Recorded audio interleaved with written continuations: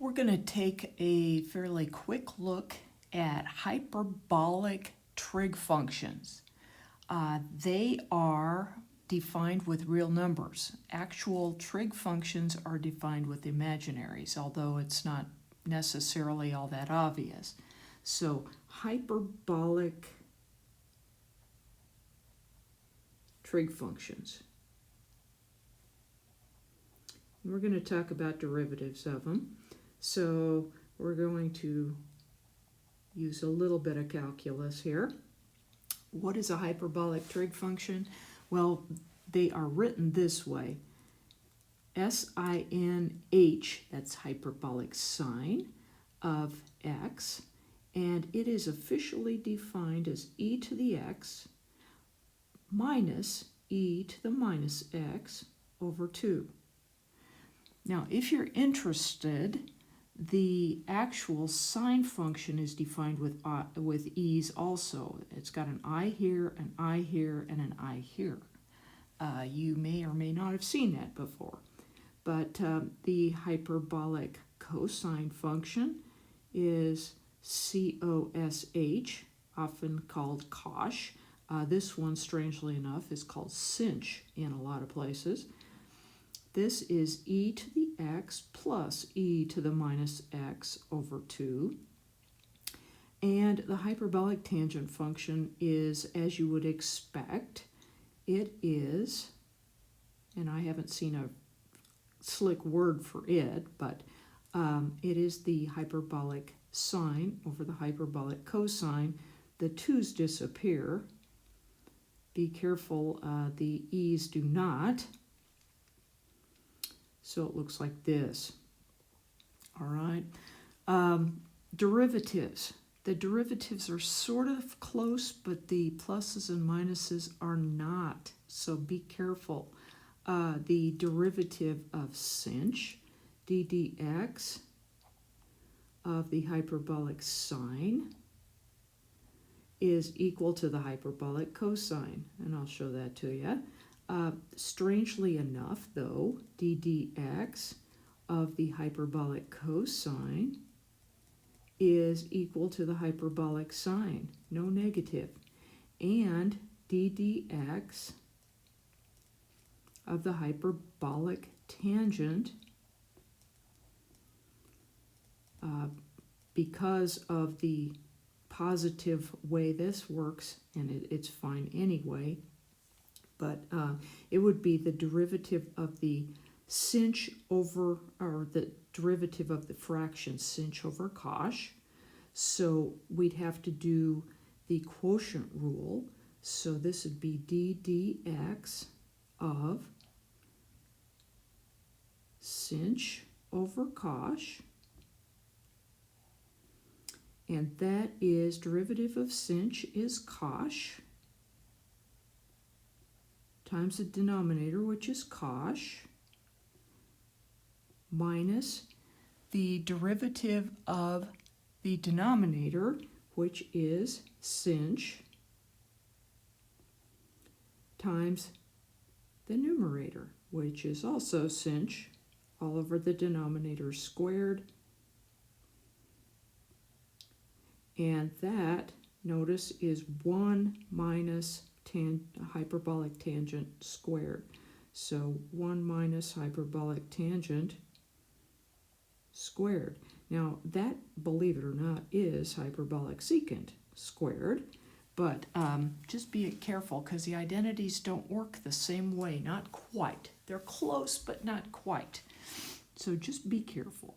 Okay, let me show you the derivative of hyperbolic sinh, because I just told you what it was. I did not prove it to you. So let's take d dx of sinh, and by definition then, I'm going to put the e's in here. So this is d dx 1/2. I can just kind of pull out. So let me do that.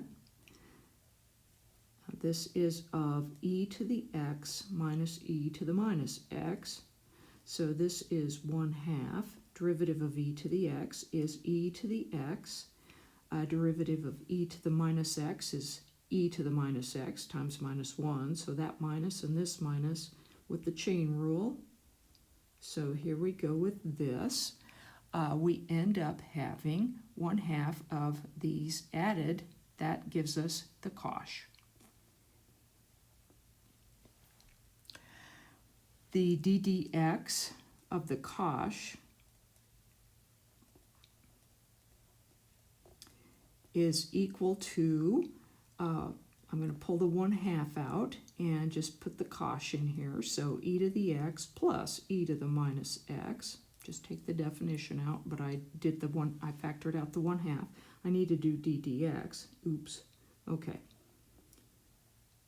So I'm going to have 1/2, and then the derivative of e to the x is e to the x. Derivative of e to the minus x is e to the minus x times minus 1. So minus e to the minus x, which is sinh. So they are positive.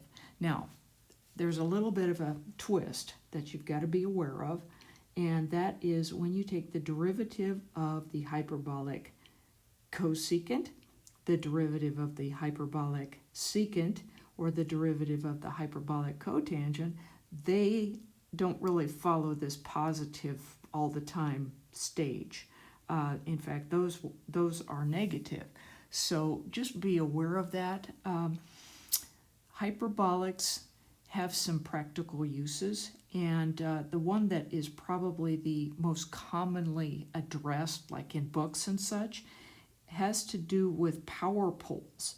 And so if you've got a power pole right here, and maybe another one over here, if you string wire across the power pole wire, it does not hang straight. I'm sure you have noticed that. There is a little bit of a dip, so it actually hangs a little bit like this. And this is in a hyperbolic cosine. That graphic works for a hyperbolic cosine. So that is probably the most common way that people talk about this. Also, something else you need to know is that these are not cyclical. They do not cycle. The values sometimes change quite drastically, so don't expect the graphics to be the same. Now, one more thing. You actually have them on your calculator. And so we'll go into